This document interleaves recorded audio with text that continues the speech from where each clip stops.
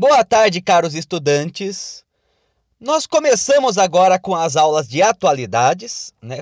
Começando inicialmente com um eixo de tecnologia e meio ambiente, né? Que serão aulas mais voltadas para pensar os impactos da tecnologia e a presença da tecnologia no nosso dia a dia, né? E até em termos macro mesmo, assim como também, né, a questão ambiental. E para falar disso, nossa primeira aula de atualidades será sobre o antropoceno. E o que é antropoceno? Antropoceno é uma proposta de era geológica. E o que é era geológica? Era geológica, na verdade, são períodos, né, no qual se divide o tempo geológico. Ou seja, o tempo de transformação do planeta Terra, né, que pode ter intervalo de milhões de anos, né? Então, assim, nós temos diversos períodos geológicos que estão subdivididos nas chamadas eras geológicas, né? No caso, nós temos 4 eras geológicas principais.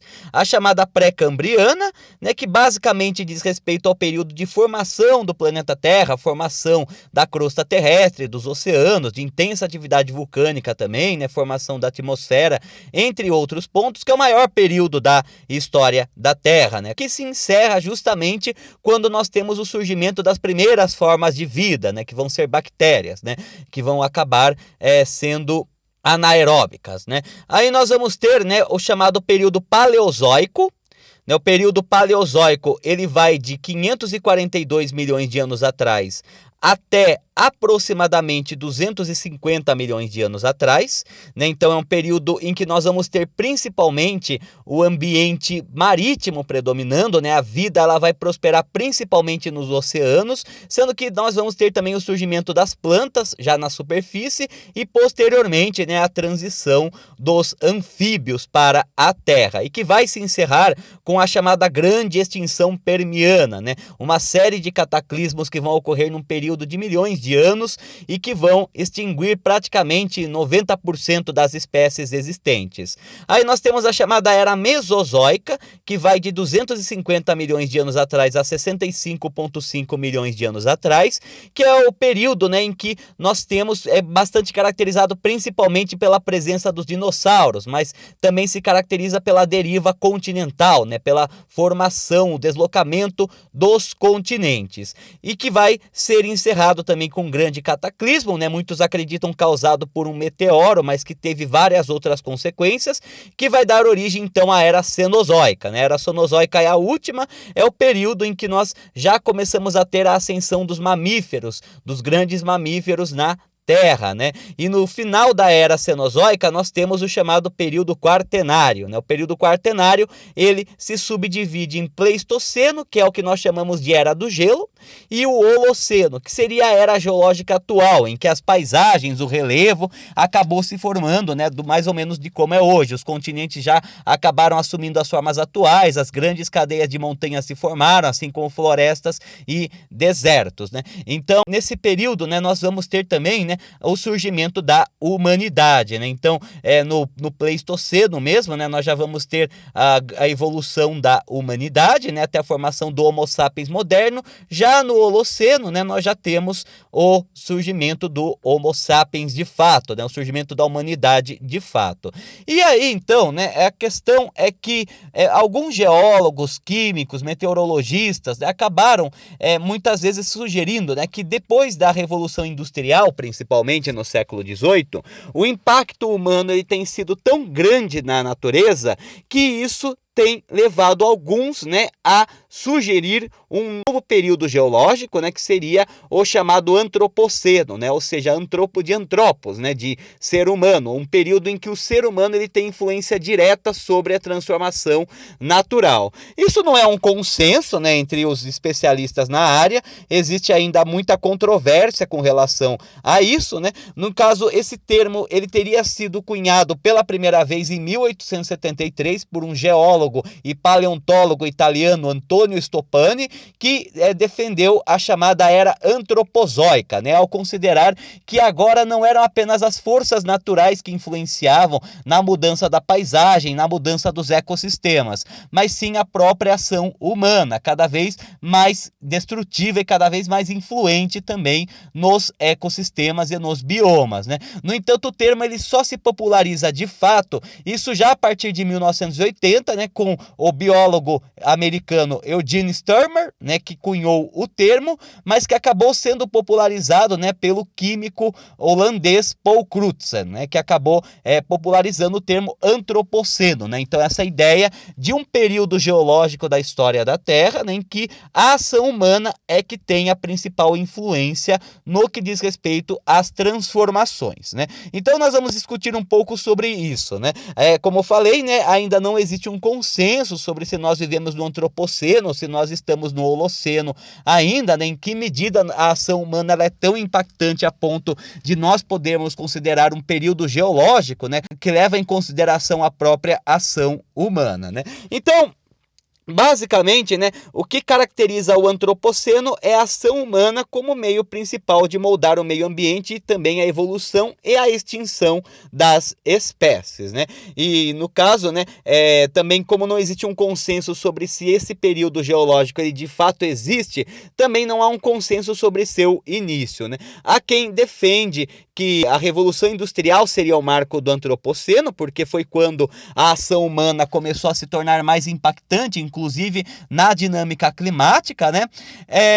Alguns consideram que já foi mais na década de 1950, né? Que nós temos os impactos humanos cada vez mais visíveis, não só na dinâmica climática, mas também nas próprias espécies, né? Que depois nós vamos ter o surgimento também da energia nuclear, né? Anteriormente a isso, na verdade, né? Assim como também a seleção artificial, os transgênicos, a clonagem, entre outros pontos, né? E alguns até sugerem que foi bem antes, né? Foi na chamada Revolução Neolítica, em 10.000 a.C., que o antropoceno começaria, pois foi com a Revolução Neolítica que o ser humano se sedentarizou e começou a ter uma transformação mais efetiva da paisagem, com a construção de cidades, a domesticação de animais, assim como também a criação de plantações, assim como a devastação de florestas para a criação de pastagens e também para a criação de campos agrícolas, né? Então, nós temos ainda várias discussões a respeito de se o antropoceno é de fato um período geológico e em que momento que ele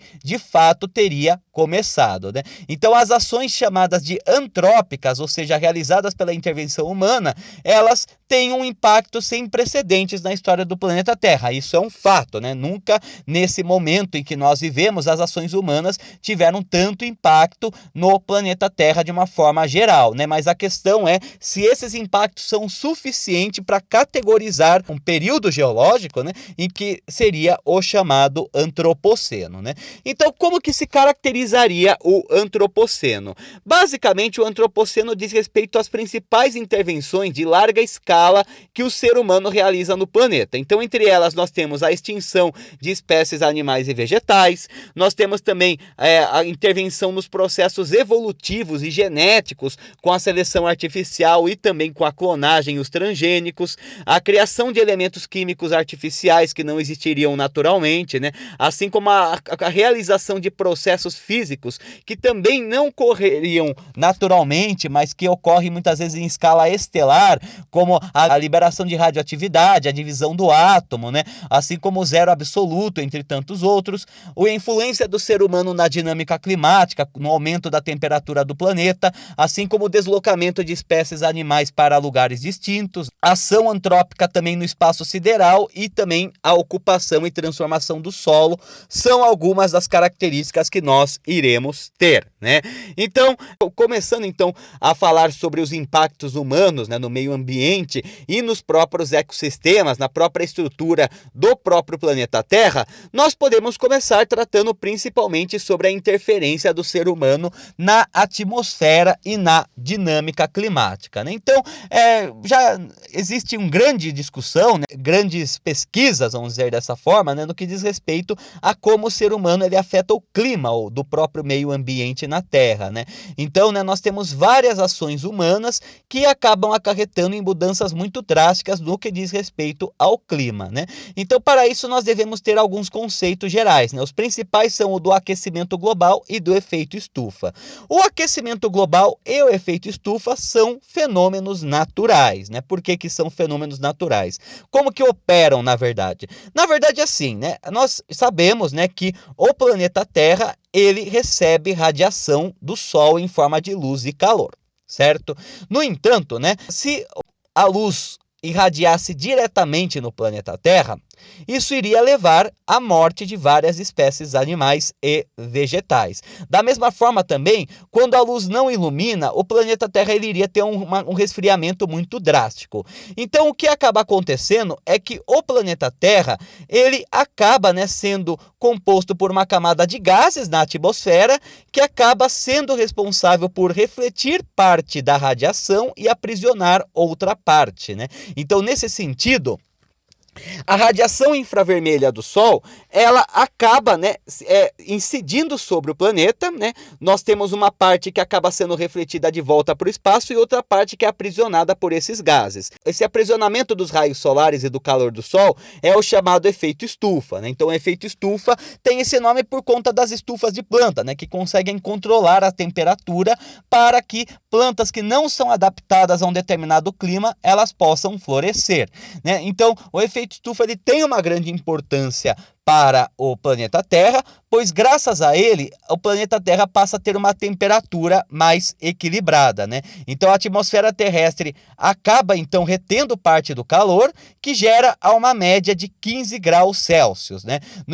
Então isso daí acaba sendo suficiente para estabilizar o clima da Terra e assim, né, permitir que as espécies vivam sem grandes mudanças radicais, né? O problema é que com a Revolução Industrial, né, e todas as outras inovações tecnológicas, principalmente na produção, mas também nos automóveis, mas também com elementos químicos, geração de energia, começou a ser liberado grandes camadas de gases na atmosfera que acabam potencializando esse aprisionamento do calor do Sol, né? Então, com isso, a temperatura atmosférica ela começa a se elevar mais do que ela deveria, né? Então, se o efeito estufa natural, ele permite que a Terra ela tenha uma temperatura adequada para abrigar vida, a liberação de gases na atmosfera acaba levando com que mais calor, mais radiação solar seja aprisionada e com isso há um aumento da temperatura que leva ao aquecimento global, né? O aquecimento global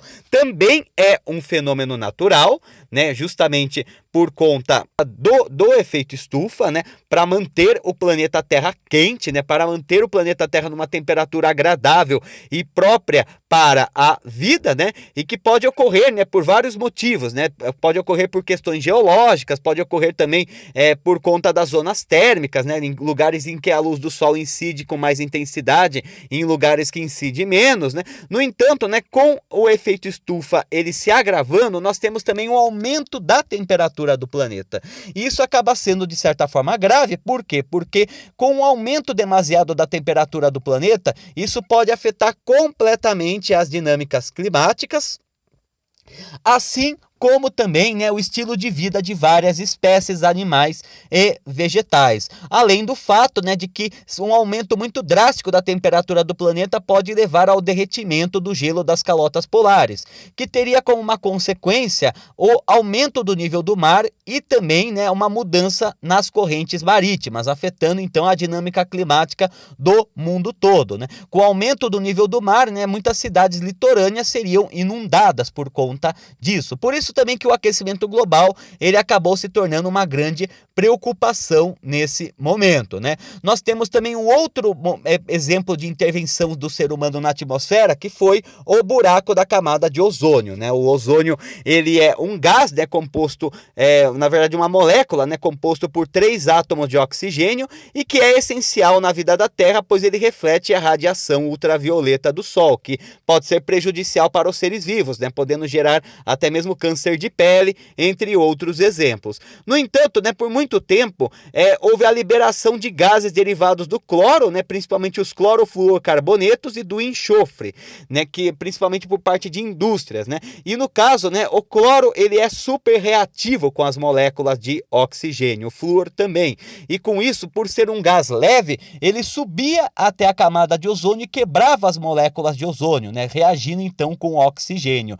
E isso a longo prazo acabou formando o chamado buraco na camada de ozônio na Antártica, né? Então no Polo Sul e se estendendo, né, pelo continente antártico, nós acabamos tendo, né, uma incidência direta da radiação solar ultravioleta, né, no continente antártico, provocando um aumento da temperatura, o derretimento do gelo, assim como prejuízos às espécies. E a camada de ozônio ela começou a avançar até se aproximar da América do Sul e da Austrália também. Para piorar a situação, posteriormente, né, abriu-se um outro buraco na camada de ozônio menor, só que no Polo Norte, né, potencializando ainda mais o problema. No caso, várias convenções ambientais, como o Protocolo de Kyoto mesmo, eles acabaram proibindo o uso dos CFCs, né, por parte das indústrias. Então, né, com isso, a camada de ozônio ela tem sido capaz de se regenerar, mas de uma forma bastante lenta, né? Então, no caso a do norte, ela já começou a se fechar, mas a do sul, né, ela ainda está aberta, né? Pode levar muito tempo para que ela se feche novamente. Isso, né, sem contar a própria intervenção humana, já que a liberação de outros gases, né, além dos clorofluorcarbonetos, também podem ter impacto na camada de ozônio, principalmente os derivados do enxofre, né? Além disso, nós temos outros problemas também causados pela liberação de gases tóxicos por fábricas, indústrias e usinas de energia, como é o caso, por exemplo, da chuva ácida, né, no qual nós temos os gases reagindo com a água da chuva, né, na atmosfera, formando ácidos, que pode desmatar florestas, pode fazer até monumentos ruírem, construções ruírem, né, entre outros pontos, né? Além de todos esses fenômenos afetarem bastante o estilo de vida das espécies, né, que são adaptadas à mudança das estações do ano. Então, muitas vezes as estações do ano acabam tendo uma mudança irregular, sendo prejudicial para essas espécies, assim como também afetando o habitat delas. Então, né, nós percebemos, né, que a ação humana, desde a Revolução Industrial, ela passou a ter muito impacto, principalmente na atmosfera e na dinâmica climática. Um impacto que tem, inclusive, chamado muita atenção e que tem sido tratado como algo preocupante, né, no sentido de que com isso, né, nós acabamos tendo, né, inclusive uma grande preocupação, né, com o ecossistema, né, que tem sido bastante presente, principalmente a partir dos anos 80, né, com as pautas ambientalistas a respeito dos fenômenos climáticos, né, que inclusive estão começando a ser perceptíveis, né, o aumento da temperatura do planeta ele tem sido cada vez mais percebido, né, a influência da dinâmica climática tem sido percebido. Nós temos também associado a isso os desmatamentos e as queimadas florestais, né, já que as florestas elas acabam sendo os chamados sumidouros de carbono, né, pois em seus processos físicos absorvem o gás carbônico e acabam limpando a atmosfera, né, com a liberação de oxigênio, né. No entanto, com o desmatamento, nós temos a redução desses sumidouros de carbono, né, mexendo com o equilíbrio físico do planeta, além do fato de que as queimadas também lançam gases nocivos para a atmosfera. Além das intervenções do ser humano na dinâmica climática, nós temos também as interferências físico e químicas, que é um fenômeno também bastante recente, né? Então, as ações humanas, elas também foram capazes de fazer grandes mudanças no que diz respeito, né, às questões físicas e químicas, reproduzindo reações que seriam impossíveis de ocorrerem em uma situação natural. Então, se nós observarmos bem, né, existem muitos elementos químicos que existem na natureza, né? Nós podemos ter vários exemplos disso, né? O cobre, o ouro, né? O enxofre, os gases de uma forma geral também, né? Nós temos também o caso do fósforo, do mercúrio, né? Vários elementos químicos que existem na natureza, mas nós temos também os chamados elementos químicos artificiais. Os elementos químicos artificiais, eles são bastante raros em sua composição e são criados muitas vezes em laboratório, né? Então, alguns deles que nós temos, né? É o americium, berício, cúrio, berquério, califórnio, einstênio, férmio, né, que são elementos bastante pesados, né, com número atômico também bastante grande, né, e que acabam sendo muitas vezes produtos de outras reações químicas, né, feitas em laboratório, e por isso eles acabam sendo bastante raros, já que eles não existem na natureza, eles são fabricados pelo ser humano, né? Então o ser humano ele acabou se envolvendo inclusive com a estrutura atômica da matéria ao manipular os elementos para poder criar novos elementos, né? Além também de algumas outras substâncias que são produto da ação humana, como o caso do plástico e do vidro, e que tem um período muito longo para a decomposição, né? Podendo levar séculos ou até milênios para a decomposição, né? O plástico proveniente do petróleo e o vidro proveniente da areia, principalmente, são alguns dos elementos que também têm sido uma grande preocupação, chamando inclusive atenção para a reciclagem, né? Sobretudo porque muito plástico é descartado incorretamente, e com isso nós temos a formação do chamadas ilhas ou oceanos de plásticos, que existem em vários lugares do mundo, mas a mais conhecida é a que fica no Oceano Pacífico, né? Uma grande ilha de plástico que afeta o ecossistema, podendo prejudicar animais, né? Ferir ou até matar animais, né?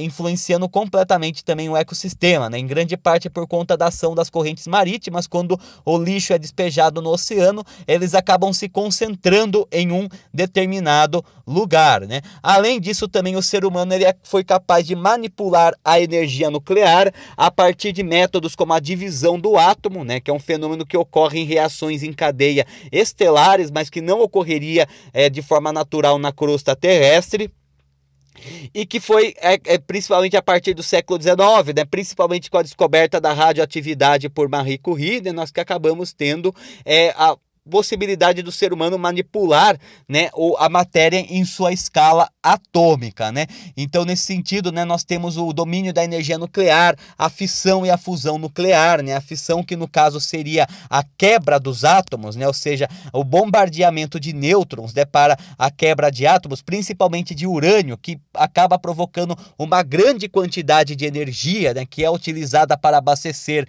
as usinas nucleares, né? Mas também a fusão nuclear, que é o fenômeno que ocorre no Sol e em outras estrelas, né? No qual nós temos uma fusão, né, de derivados do hidrogênio, né, para a formação de hélio, né, principalmente o trítio e o deutério, né, que são isótopos do hidrogênio e que acabam sendo fundidos, né, para a geração de hélio, né, que inclusive, né, a força motriz da chamada bomba de hidrogênio, né, a bomba de hidrogênio, que é considerada uma das maiores armas de destruição em massa do mundo, né, que foi inclusive conhecida por ter naufragado parte do atol de Bikini, né, mostrando que a interferência nesse sentido vai além apenas da escala atômica, né? Pois com os testes nucleares a própria paisagem sofreu uma transformação radical, né? Como o afundamento de um atol, assim como também outros testes, né, que tiveram efeitos colaterais, né? Além também dos testes nucleares, nós temos também, né, a questão das zonas de radioatividade, principalmente provenientes de acidentes nucleares, que só são possíveis por conta da manipulação do ser humano com relação ao átomo. Então a gente tem o exemplo principal, né, que foi ocorrido em Pripyat, né, a usina de Chernobyl, né, em 86, que foi a destruição do reator da usina de Chernobyl, né, o superaquecimento e a quebra do reator, que liberou uma grande nuvem de radioatividade, né, atingindo praticamente todo o continente europeu, embora nas regiões mais distantes em uma escala menor, e que tornou, né, a cidade de Pripyat uma cidade fantasma, contaminando com radioatividade e afetando todos os seres vivos que lá viveriam. Um fenômeno desses não ocorreria naturalmente, né? Ele ocorreu justamente por conta da intervenção humana, que afetou todo um cenário, todo um ecossistema, né? Também, né, nós temos produtos, né, elementos químicos derivados dessas reações radioativas, como é o caso do plutônio, que acaba sendo o resultado da fissão do urânio, que não existe na natureza e que é bastante tóxico, bastante radioativo, e que também é utilizado, né, para a geração de armas nucleares, né? Então a manipulação que o ser humano ele realiza com relação ao domínio do átomo, com relação ao que é a manipulação da matéria na escala atômica, também demonstra uma grande interferência do ser humano em vários aspectos, né, da vida na Terra. Além disso também, né, o ser humano ele é capaz de reproduzir fenômenos que jamais ocorreriam de uma forma natural, né? Então, por exemplo, nós temos a questão do zero absoluto, né? O zero absoluto, chamado zero Kelvin, né, menos 273 graus Celsius, que também não existe na natureza, exceto em escala cósmica. E mesmo em escala cósmica ele não chega a existir, né? Nós temos até mesmo algumas nebulosas, né, como o caso da nebulosa do Bumerangue, que chega a quase 1 Kelvin, né, mas que não chega ao zero absoluto. Pois o zero absoluto é quando todas as moléculas elas acabam se paralisando, né? Ou seja, não existe mais movimento nas moléculas, né? Então, com isso, nós temos a menor temperatura que poderia ser registrada, né? É um fenômeno também que não ocorre naturalmente, né? Ocorre apenas em laboratório, né? Assim como a quebra da barreira do som a partir de aviões supersônicos, o próprio grande colisor de Hadrons também, que reproduz experimentos subatômicos, né? A partir da detonação de partículas minúsculas, que também não ocorrem naturalmente, exceto talvez em estrelas, né? Mostrando, né, esse domínio do ser humano da força, né? E na sua escala micro, né? Na sua escala mais primordial. Além das transformações físicas que o ser humano realiza, nós temos também as grandes mudanças biológicas, né? O ser humano ele também afeta bastante a fauna e a flora do planeta Terra. Um dos elementos mais visíveis que nós podemos ter no que diz respeito à ação humana é a extinção de espécies. Nós temos centenas de espécies ameaçadas de extinção e mais tantas outras que já foram extintas pela ação humana. A extinção é um processo natural, né? Nós já tivemos durante a história do planeta Terra várias outras extinções, né? Vários outros momentos de extinção em massa, né? Nós tivemos a extinção do Ordoviciano, a do Devoniano, a do Permiano, do Triássico e do Cretáceo, principalmente, né? No entanto, essas extinções elas foram causadas principalmente por grandes cataclismos, meteoros, diminuição da temperatura, né? Assim como também aumento do nível do mar, choque de placas tectônicas, que foram processos naturais que provocaram uma extinção em massa da vida na Terra nesses momentos. No entanto, agora, né, nós temos as extinções causadas sobretudo pela interferência direta do ser humano. Então, o ser humano ele passa a interferir diretamente na dinâmica das espécies, né? Isso tanto pela caça, né? A caça que é proibida em muitos lugares, né? A caça esportiva, principalmente de animais aquáticos como baleias, mas também de animais terrestres, pássaros, elefantes, entre outros exemplos, que são ameaçados de extinção, né? Então, a partir da caça predatória, principalmente, muitos animais acabaram sendo extintos ao longo da história, mas também pelo próprio impacto que o ser humano realiza na natureza, o desmatamento, a queima de florestas, a derrubada do habitat de animais, que levam então os animais muitas vezes a morrerem, né? Seja por conta do processo destrutivo, seja porque eles não conseguem encontrar um novo ambiente adaptável para que eles possam sobreviver, né? Além da extinção, nós temos também, né, os deslocamentos, que é o deslocamento de espécies para outro lugar, que pode desequilibrar a fauna e a flora, né, e até reconfigurar, como o plantio de espécies vegetais em outros locais. A gente tem o próprio exemplo das madeiras de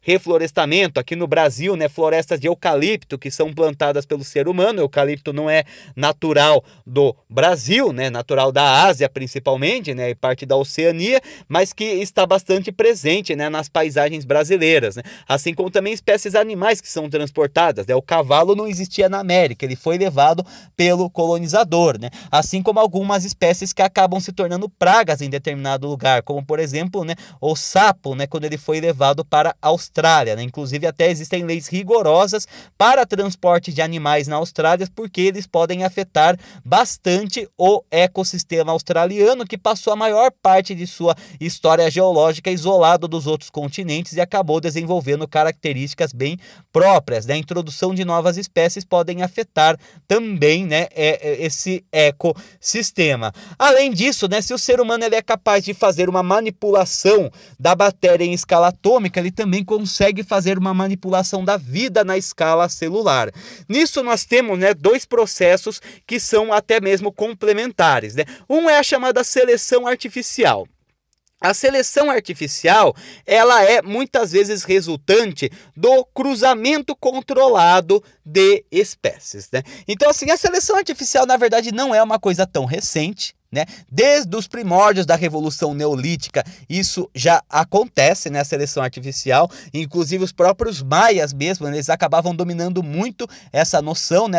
A gente percebe com relação ao milho, né? O milho, ele tinha muita importância para a sociedade maia, assim como outras sociedades mesoamericanas, e no caso, a partir de tentativa e erro, a partir de testes, os maias, eles acabaram cruzando diferentes espécies de milho até formar as grandes espigas. Inicialmente, o milho primitivo, ele era apenas basicamente uma folha com as sementes, né? No entanto, a partir de vários cruzamentos genéticos, os povos mesoamericanos conseguiram criar as grandes espigas. Isso é, de certa forma, uma forma de seleção artificial ou de cruzamento controlado, né? Até mesmo a geração de espécies que não existem na natureza, né? Um exemplo bem prático nesse sentido é a mula, proveniente do cruzamento de equinos e asninos, né? É uma espécie que não existe na natureza, mas que acabou sendo concretizada a partir de cruzamentos controlados de espécies diferentes para, inclusive, facilitar a própria vida humana, né? Já que a mula ela é mais baixa, ela consegue entrar em locais que os cavalos não entram, no entanto, ela é bastante forte, podendo transportar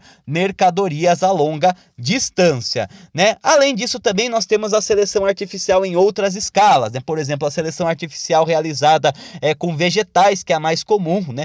Existiam centenas de espécies de cenouras, muitas dessas espécies foram extintas, porque o mercado consumidor ele deseja apenas algumas espécies de cenouras, então, no caso, acabou sendo realizado cruzamentos controlados de algumas espécies de cenoura e descarte de outras, extinguindo muitas espécies, até mesmo como animais domésticos, como é o caso dos cachorros, principalmente os cães de raça, né, que acabaram passando muitos por um processo de seleção artificial. Além da seleção artificial, nós temos a própria engenharia genética, principalmente após a Segunda Guerra Mundial, ela vai se tornar bastante comum, em que o ser humano ele tem acelerado processos evolutivos e usado processos a seu favor. Então, né, um exemplo que nós temos são os transgênicos, né? Os transgênicos são basicamente, né, plantas e animais que têm a sua estrutura genética alterada pelo ser humano, né? Então, o ser humano conseguiu interferir no própria escala cromossômica dessas espécies a seu favor, muitas vezes para aumentar a produtividade, para evitar pragas, entre outros pontos. No entanto, essas espécies que são manipuladas artificialmente, elas acabam sendo criadas para ter uma durabilidade maior e no mundo natural, né, elas conseguem se adaptar melhor às grandes mudanças do que as espécies não selecionadas artificialmente. Além do mais, nós temos também a problemática de que isso contribui para a extinção de espécies, né, já que no caso, apenas algumas são selecionadas para serem transgênicas, enquanto outras acabam simplesmente morrendo, né? E mesmo assim, né, embora não existam evidências de que o transgênico possa ter impacto na vida humana, né, os transgênicos eles acabam tendo impacto na natureza, né, pois principalmente aquelas que são resistentes a pragas, né, a insetos, elas podem afetar bastante a cadeia alimentar de algum lugar, né, pois com elas os insetos iriam se reduzir e os animais que se alimentam dos insetos também iriam acabar morrendo ou tendo que migrar, que deslocar para outros lugares.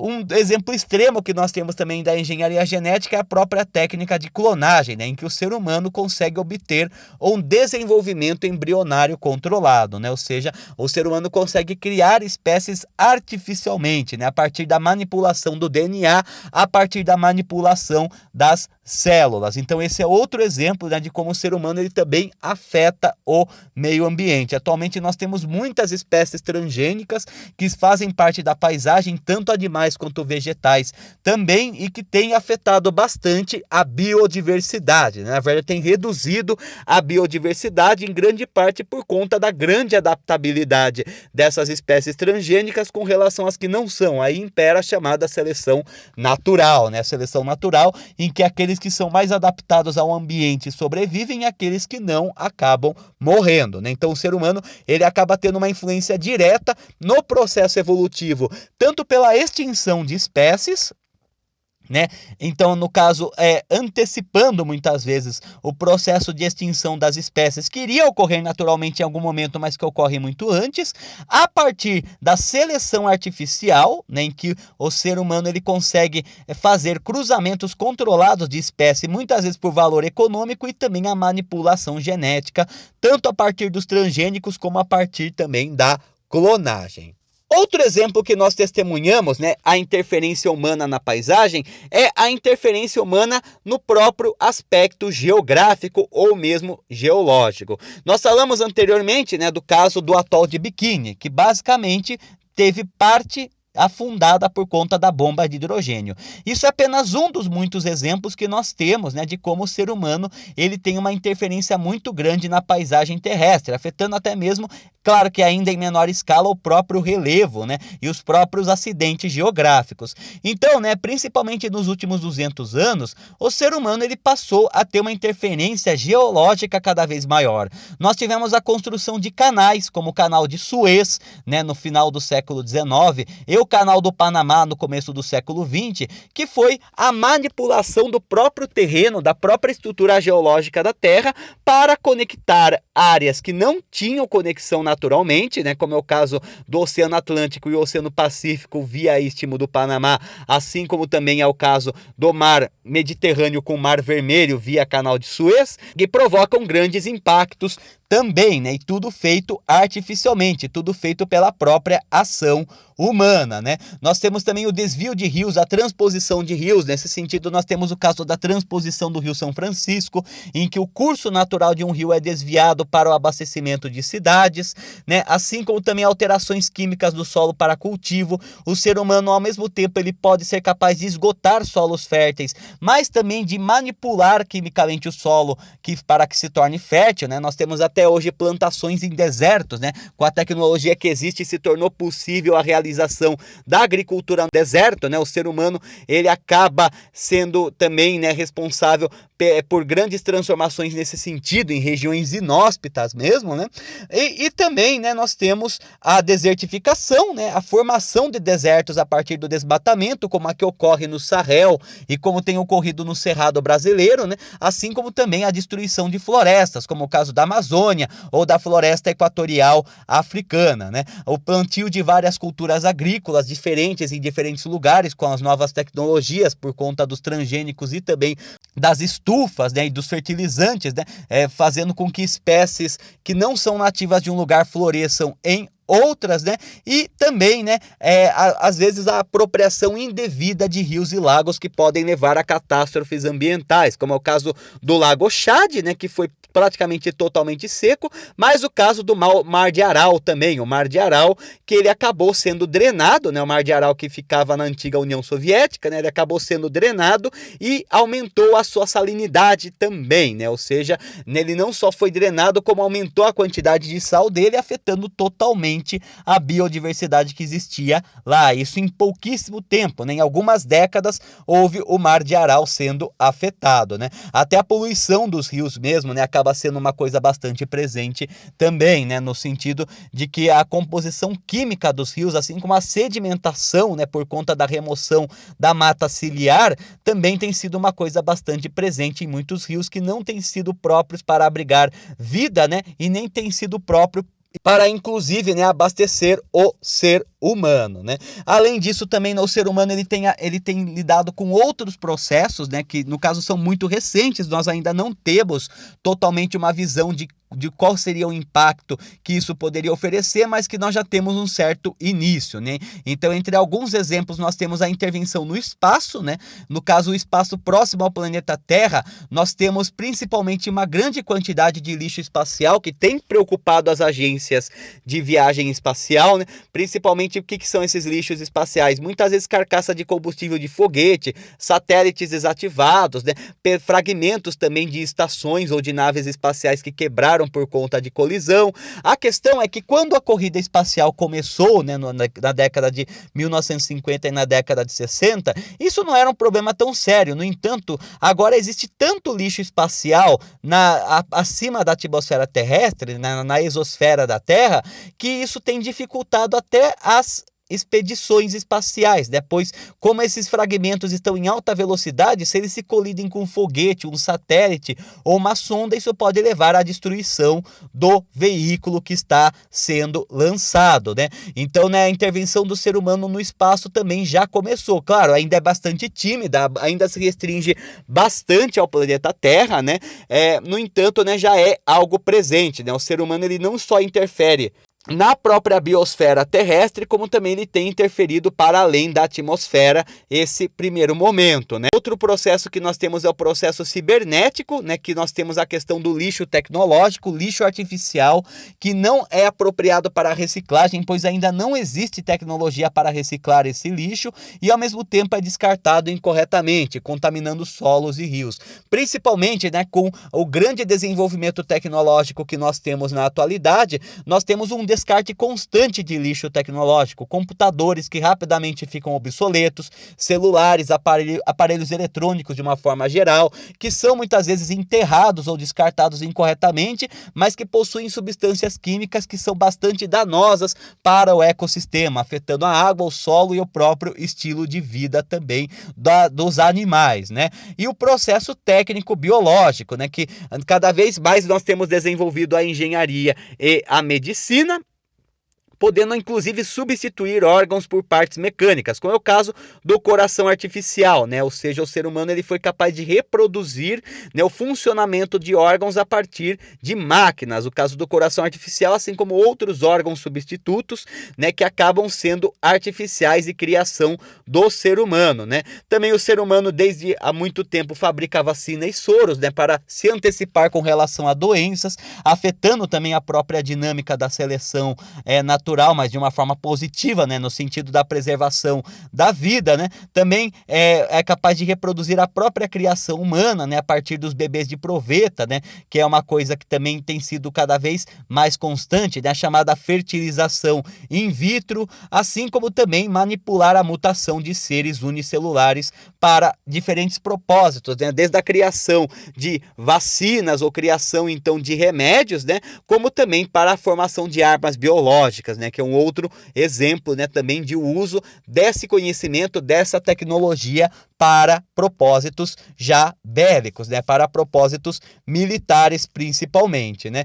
Então, né, com isso nós podemos perceber que as ações humanas no meio ambiente são as mais diversas, né, e ultimamente elas nem têm se restringido tanto ao planeta Terra, né, elas têm inclusive saído da própria zona de influência do planeta Terra, né. E a questão é que em alguns aspectos a ação humana ela tem sido tão catastrófica em certo sentido que apenas a ação humana seria capaz de corrigir esses problemas a curto prazo, né? Então, além de muitas ações humanas elas trazerem prejuízo para a fauna, a flora e o meio ambiente, é justamente a partir das ações humanas que nós podemos ter também a preservação do meio ambiente a curto prazo.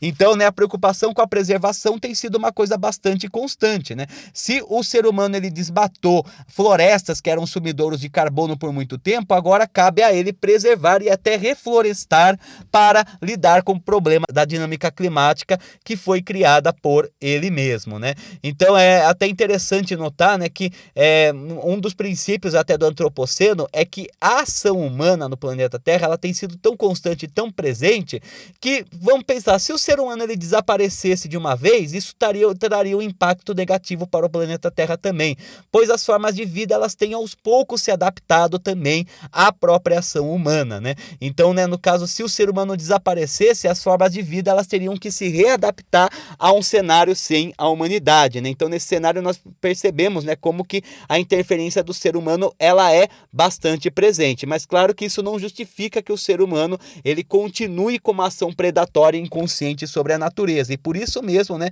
que o ser humano ele acaba muitas vezes, né, tendo a função de pensar soluções para resolver esses problemas que ele mesmo criou, né? Como tecnologias de contenção da radioatividade ou até mesmo de limpeza dos gases atmosféricos, a diminuição, a redução do uso da liberação de gases na atmosfera, né? A coleta do lixo espacial, tudo isso acaba ficando sob responsabilidade do ser humano, a partir de agências governamentais e não governamentais, estados e também de grandes blocos econômicos e da própria comunidade internacional, que acabam se responsabilizando, assim como a preservação de espécies ameaçadas de extinção, entre outros pontos, né? Então, com isso, né, nós podemos afirmar que realmente o impacto que o ser humano tem no planeta Terra, ele é sim muito intenso, né? Como nós percebemos, o ser humano ele tem um impacto na dinâmica climática, né? Ele afeta a própria dinâmica climática, tanto atmosférica quanto oceânica, né? Como também ele pode afetar a fauna e a flora, manipular a fauna e a flora em escala cromossômica, manipular a matéria em escala atômica, reproduzir processos físicos que seriam praticamente impossíveis de ocorrer, né? Assim como também, né, a própria transformação na esfera geológica, né, muitas vezes por benefício econômico. Claro, não são todas as transformações negativas, né? Muitas transformações que o ser humano realizou ao manipular a natureza foram bastante positivas, né? Melhoraram bastante a qualidade de vida, né? A criação de soros e vacinas é uma manipulação que o ser humano fez da natureza, mas que tem resultados bastante benéficos. A agricultura também é uma manipulação que o ser humano fez da natureza e que teve resultados bastante benéficos, né? Assim como também, né, existem algumas situações que podem ser usadas para propósitos benéficos ou não. A radioatividade ela é muito útil não apenas para a geração de energia, mas também para a medicina. No entanto, ela também pode ser usada para a fabricação de armas nucleares, né? Da mesma forma também, né, a construção de canais e a transposição de rios, ela pode ter utilidade também, principalmente para o transporte e o abastecimento para comunidades que vivem com escassez de água. No entanto, se é feita de forma irresponsável, isso pode afetar duramente o ecossistema que depende daquele rio, né? Então, assim, nem toda ação humana no meio ambiente ela é negativa, né? No entanto, muitas vezes o uso inconsciente da natureza, né? O uso inconsciente das formas de vida pode sim levar, né, a impactos muito negativos e talvez irreversíveis, pelo menos a curto prazo, né? E nesse sentido acaba sendo da responsabilidade do ser humano consertar os próprios erros que ele acabou cometendo durante esse momento. Por isso que a preocupação ambiental também tem sido presente, né? Porque a preocupação ambiental é a própria responsabilidade do ser humano sobre o impacto que ele tem causado e que ele mesmo tem sentido por conta dos impactos ambientais. O aumento do nível do mar seria uma coisa catastrófica para a civilização, né? Seria uma coisa catastrófica. Várias cidades importantes, né, acabam sendo costeiras, elas seriam totalmente alagadas com o aumento do nível do mar. Várias populações iriam morrer por conta disso, né? Então a questão é que o ser humano ele não vive descolado do meio ambiente, ele está inserido nesse meio ambiente e por isso também cabe a ele proteger e preservar o meio ambiente. Agora, né, a questão é se nós estamos no antropoceno ou não, né? Já entra numa outra discussão muito mais séria. No caso aqui, nós apresentamos alguns dos argumentos do porquê nós estaríamos no antropoceno. No entanto, né, se nós fôssemos criticar essa teoria, nós poderíamos falar que por mais que a ação humana ela tenha bastante impacto, ela não se pode dizer que ela tem impacto suficiente para ser considerado um período geológico, né? O ser humano ele não é capaz, por exemplo, de impedir erupções vulcânicas, ele não é capaz de impedir desastres naturais, ele não é capaz, por exemplo, de manipular a tectônica de placas, e mesmo as ações que ele realiza no próprio meio ambiente, né, também, né, não se sabe em que medida seria tão impactante para uma grande transformação. Claro, né, que algumas, como a própria interferência no clima, elas são bastante visíveis, mas em que medida, né? Então, né, apenas apresentando esse conceito do antropoceno, né, como eu disse, é um termo ainda bastante controverso, né? Não é toda a comunidade científica que aceita esse termo e nem mesmo aqueles que aceitam têm um consenso sobre suas características e seu início. No entanto, uma coisa é certa, realmente, né, a ação humana ela tem provocado grande impacto na natureza do planeta Terra e tem inclusive se estendido para além da atmosfera, né? A grande dúvida é em que medida nós podemos afirmar que esses impactos realmente são transformativos, né, no que diz respeito ao próprio tempo geológico da Terra, né? A grande questão seria essa, que a ação humana tem impacto no planeta, isso não tem dúvida nenhuma, nós vimos vários exemplos, mas será que é impacto suficiente para ser considerado um período geológico próprio? O ser humano está tão acima da natureza assim ou ele ainda é submetido à natureza em alguns aspectos? Então são essas algumas das questões, né, que acabam envolvendo muitas vezes essa questão do antropoceno. Então, né, no momento é isso. Uma boa tarde para todos.